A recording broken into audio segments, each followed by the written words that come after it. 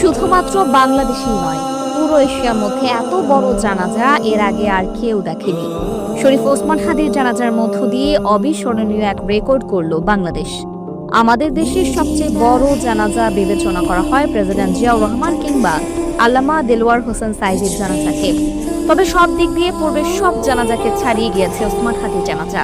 যদিও আল্লামা সাঈদীর জানাজা আওয়ামী লীগ সরকার ঠিকঠাকভাবে সম্পন্ন করতে দেয়নি, অন্যথায় আল্লামা সাঈদীর জানাজায় আরো অনেক মানুষের সমাগম হতো।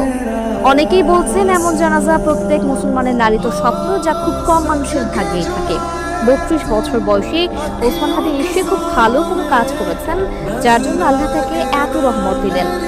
জাতীয় কবি কাজী নজরুল ইসলামের কবরের পাশে সমাহিত হওয়াকেও চরম সৌভাগ্যের বলছেন অনেকেই। এদিকে শনিবার দুপুর ২:৩০টায় শহীদ ওসমান হাদির জানাজা অনুষ্ঠিত হয়। তার বড় ভাই জানাজায় ইমামতি করেন।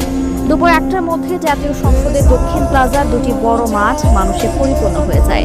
এরপর মানুষের উপস্থিতিতে মানিক মিয়া অ্যাভিনিউর বিশাল রাজপথ ছাপিয়ে ফার্ম গেটের খামার বাড়ি আসাদ গেট পর্যন্ত পরিপূর্ণ হয়ে যায়। ওই দিন চিনমন্ত্রী সম্মেলন কেন্দ্র পর্যন্ত ছিল মানুষ আর মানুষ। এছাড়া বিভিন্ন পেশার মানুষ তাদের সন্তান ও পরিবারের সদস্যদের নিয়ে জানাজায় উপস্থিত হতে দেখা গেছে। এ সময় তুমি কে আমি কে, হাদি হাদি, আমরা সবাই হাদি হব, এমন স্লোগান দিতে দেখা গেছে।